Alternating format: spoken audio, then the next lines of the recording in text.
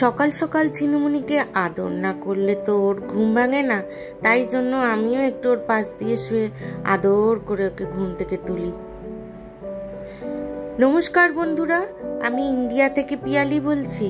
আমার পুরনো বন্ধু, নতুন বন্ধু, দূরের বন্ধু আর যারা কাছে আছো সকলকে জানাই পিয়ালি 3 চ্যানেলে অনেক অনেক স্বাগত।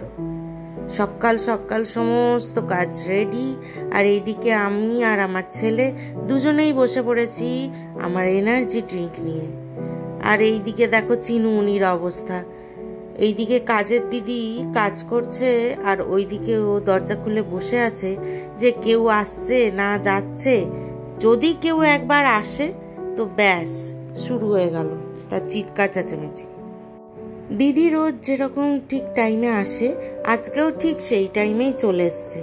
আমার এই একটা বিশাল সুবিধা জানো তো বন্ধুরা, সকাল সকাল যদি ঘরদোরগুলো পোছা পরিষ্কার ঝকঝক তকতক করে তাহলে মনটা সত্যি খুব খুশি খুশি হয়ে যায় আর কাজের খুব এনার্জি পাওয়া যায়। কতদিন ধরেই ভাবছি যে জানলার যে দেখো কাঁচগুলো এগুলো খুব নোংরা হয়েছে। আসলে কি বৃষ্টির ছাটটা পড়ে তো তাতেই আর কি। আর এদিকে বিছানার চাদরগুলো দেখছো না তুলে নিয়েছি, আসলে এগুলোকে আজকে কাচবো তাই জন্যই তুলে নিয়েছি।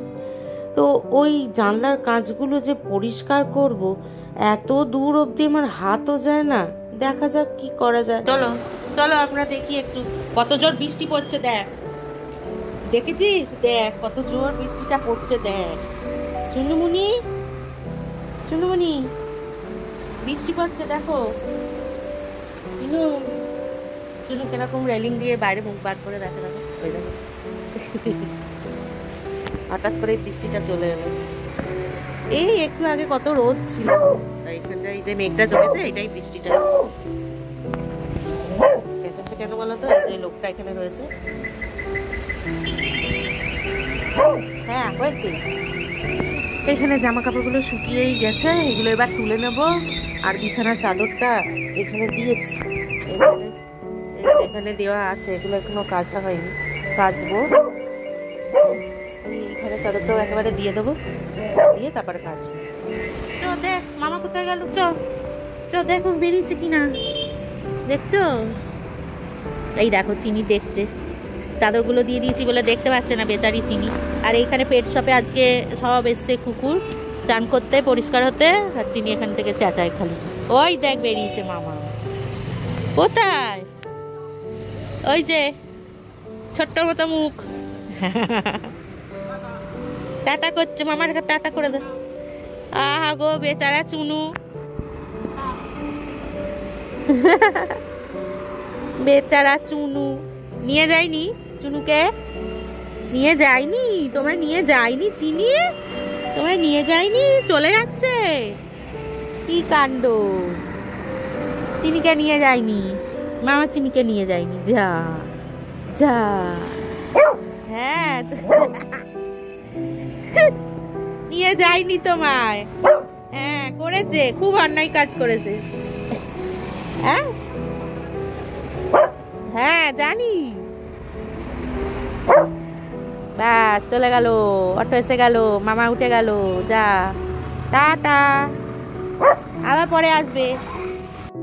আজকে ভাইয়ের কি কারণে ছুটি ছিল অফিসে, তাই জন্য ও একটু এসেছিল চিনির সাথে দেখা করতে। আর যতক্ষণ ও বাড়িতে মানে ফ্ল্যাটে ছিল ততক্ষণ আমার ফ্ল্যাটে পুরো ঝড় বয়ে যাওয়ার মতো কাণ্ড হয়েছে। কারণ চিনিমুনি ওকে দেখলে আর নিজেকে ঠিক রাখতে পারে না, আর ও চিনিমুনিকে দেখলে ঠিক রাখতে পারে না। ও দুজনে মিলে যা হুটোফুটি করে যে কি বলবো তোমায়। আর চিনি ভীষণ মিস করে ওকে।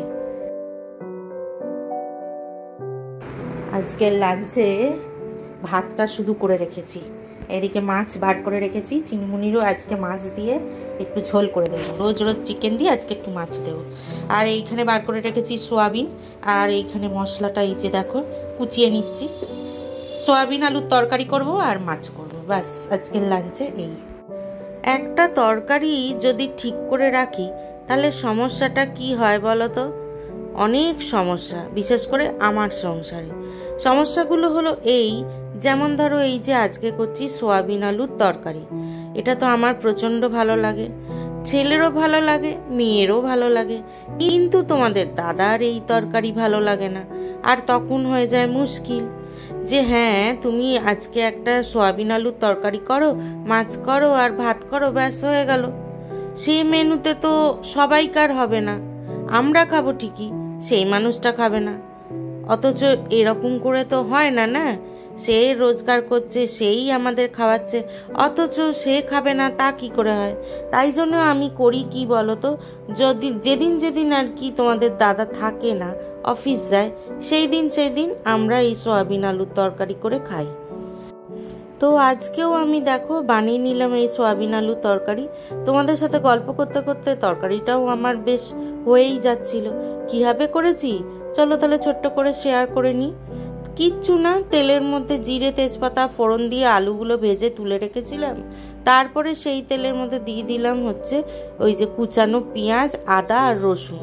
সেটা একটুখানি যেই কষে গেল, তারপর তার মধ্যে দিয়ে দিলাম ধনে গুঁড়ো, জিরে গুঁড়ো, লঙ্কা গুঁড়ো, হলুদ গুঁড়ো, নুন, এই সব কিছু দিয়ে আবার কষে নিয়ে একটু টমেটো সস দিলাম। তারপরে এই সয়াবিন আর আলু দিয়ে মশলাটাকে কষিয়ে জল ঢেলে দিলাম। ও হ্যাঁ, আর একটা জিনিস দিয়েছি, সেই যে আমি একটা মশলা গুঁড়ো করে রেখে দিয়েছিলাম আমাদের ওই ভাড়া বাড়ি ফ্ল্যাটে, সেই মশলাটা একটুখানি এর মধ্যে দিয়ে দিলাম। ওই মশলাটা আমি এই মাঝে মাঝে এইরকম ধরনের রান্না করলে এর মধ্যেই দিয়ে থাকি। এই ধরো এই সয়াবিনের তরকারি, মাংস, ডিম, যখনই যেটা করি একটু করে এই মশলাটা দিয়ে দিই। দেখো এদিকে আমার সয়াবিন আলু তরকারিটা হয়েই এসছে, শুকিয়ে গেছে। একটুখানি গরম মশলা দিয়ে এবার এটাকে নাবিয়ে নিলাম।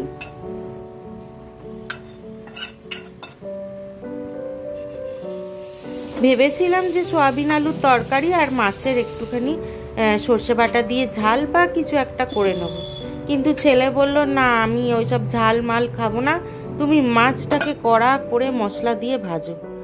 এবার এই মশলা দিয়ে ভাজা মাছ মানে হচ্ছে এই মাছের মধ্যে একটু দিয়ে দিয়েছিলাম লেবুর রস, হলুদ গুঁড়ো, জিরে গুঁড়ো, লঙ্কা গুঁড়ো, আর দিয়ে দিয়েছিলাম একটুখানি গোলমরিচের গুঁড়ো। সব কিছু মিশিয়ে নিয়ে এর মধ্যে দিয়ে দিলাম আর এটা কড়া করে ভেজে নিলাম। তো আজকের লাঞ্চে এটাই হলো আমাদের খাবার। আমার এই ভিডিওটা আজকে বন্ধুরা এই পর্যন্তই রইল। আমার এই ভিডিও যদি তোমাদের ভালো লাগে তাহলে প্লিজ একটু পাশে থেকে একটু সাবস্ক্রাইব করো, আর যারা অলরেডি আমায় সাবস্ক্রাইব করেছো তাদেরকে অনেক অনেক ধন্যবাদ। দেখা হবে আবার কালকে, চলে আসবো নতুন আর একটা ভিডিও নিয়ে। তোমরা সবাই ভালো থেকো, সুস্থ থেকো, কেমন?